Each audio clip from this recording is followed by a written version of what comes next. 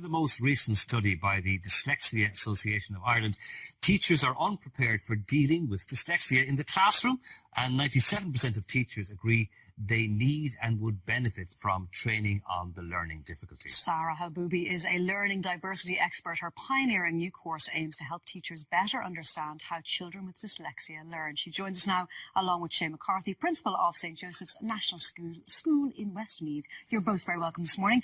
Sarah, I'm going to come to you first. It is a huge issue, dyslexia in schools, and how we tackle it and how we deal with it and how we help children to progress. But what you do is radically different to what everyone else does. So tell us what you do. What we do is we focus on essentially two things. One is when assessments are done of a child, what tends to come up is what they can't do. It's their sort of deficits, I'll put in quotation marks. So obviously they're going to be picked up originally because their spelling is very poor, or their reading is very poor, their comprehension, whatever it is they're kind of struggling with, maybe their handwriting, maybe they're doing lots of letter reversals. These are kind of common signs that would kind of be picked up before someone has an assessment anyway. You don't just assess somebody for no reason. And then what tends to happen is then they're sort of taken out of class and they have sort of, one-to-one sessions or small groups, but it's pretty much using the same system that's already been used in class, just kind of slower with smaller groups. It doesn't seem like it's going to help. Well, it helps for some people. I don't want to kind of dismiss everything that's going on, because some children are being helped and it's very, very successful. But there will be a percentage of people who really using what's predominantly the phonics system, which is the auditory processing of sounds and language, doesn't really match the way that these people's brains work. So everyone's wired differently.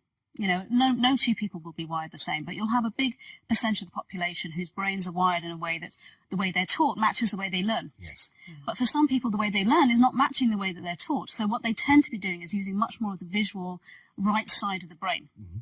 So quite often you'll find they're really good at maths, or they're really good artists, or they're really good sports people, or they're really, really creative, really articulate. So you'll see there's obvious intelligence. Yes. They're obviously really good in other areas.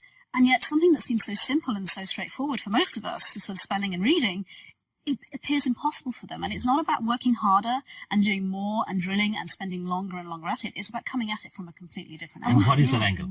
The angle is actually mental imagery. Really, really good spellers will be able to see words inside their mind's eye. And when they see it as a whole word. They see every single letter in the right place and still. What quite often happens with people with dyslexia is that they're not doing that. So that they're sort of just trying to sound it out all the time. So they're not seeing the word, which sounds a little bit strange, doesn't it? You think, well, that's kind of natural. But people who are really good spellers are just doing it unconsciously. They're not being taught to do that. They make that transition into the visual part of the brain automatically.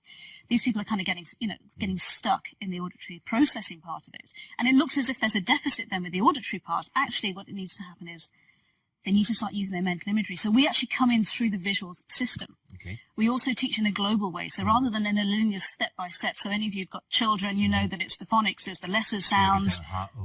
So you segment and then you blend them together. So you look at each individual sort of sounds or group of letters together, and then you kind of bring it together. For people who are dyslexic, quite often they see things in a big picture in a big way, and looking at things in that smaller detail and building up actually becomes quite difficult for them, because there's nothing to hook it onto. So we come in through a global system. So Shane, you have been, I suppose, one of the pioneering implementers of Sarah's system, right? So, and this is on the ground stuff. You're the principal of a national school. It has to either work or not work for you to. It has to work if you're going to back it. So. Tell us when you introduced it and what the success rate has been like. Well, we introduced it in 2013. And straight away, well, there was an instantaneous change in the school. Instantaneous? Oh, absolutely. You see, not just the children with dyslexia, with learning difficulties. You see, the first part is preparing the brain. So this isn't about, so you didn't separate the children with dyslexia. This was introduced into the classroom as a whole. No, see, the staff in St. Joseph's, what we did was we looked at Sarah's technique and we changed it from a one-on-one to a whole class technique. Because, you see, there isn't a teacher in the country who goes in the morning that doesn't look at their 30 children or 30 plus and say, those 5 kids that come in this morning, they got themselves in. Your heart goes out to them. Yes. And yet you have to sit that child down and say, well, let's do long division. And that child has gotten his brother and sister up in the morning, whatever. So the first step is to cocoon the mind and to prepare it to learn with a short technique. And then they're ready to learn. And then the visualizing technique, when you take children with a learning difficulty, I say, don't use the word spell, because if I was to say to you, okay, we're going to have a spelling test now, how are you going to feel? I say, okay, so we're going to take a word. Like you mentioned phonics. My favourite animal was a giraffe. Right, yeah. Figure that one out, right? But so when children are spelling the word, they look up and they can just say, "Tell me what you see." So they'll go Giraffe, and say, "What's the last letter?" They spell the words forwards and backwards. Tell me what letter comes next.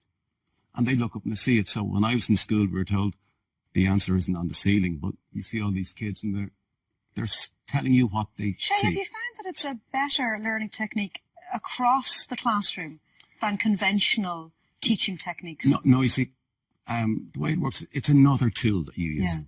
So it's another layer. It's an another layer. add-on. Yeah. But you see, the thing about it is you don't need workbooks and you don't need to buy equipment. You get a little whiteboard. You get it for €1.70 and a little marker. Yeah. And the children visualize up to the right or up to the left. They take a picture of the word. Yeah. And they're all used to using iPads. So well, it's a bit small. And then they start doing this, making it bigger, and they can see the word. And has it made a big difference to those with dyslexia as well? Yes. Yeah. You see, I took a group of children yesterday, we were all talking about, who had a difficulty spelling. Some have diagnosis, others don't, but they show all the signs. But if you want to get a parent to spend €500 or €600 to be told what they can already see for a diagnosis, but they all sat around and I said, "What was it like before?" And I said, "Well, we couldn't spell."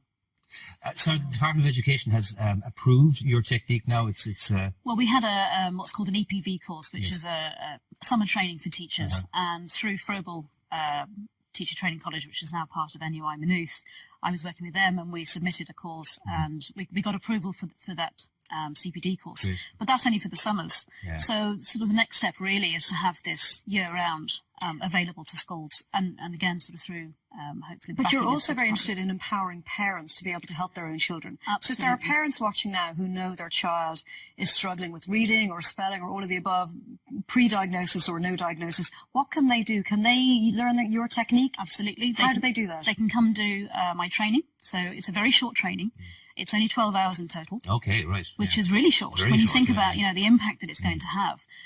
Because we literally, it's not a program. So it's not something that this week we're going to do this, then it's this week, and we kind of, go on for months. It's literally looking at three things. One is, what's their mental imagery like? So for example, the word giraffe. I love that word. Yeah. Because you can't say it phonically. It's quite interesting if I said to you, think of a giraffe. Your two giraffes that you think of will be completely different. Yeah. And I remember saying this to a very talented interior designer. And I said, think of a giraffe. He said, yeah. I said, what are you seeing? He said, the whole Serengeti. I was there. You gotta have context. It's gotta be your name.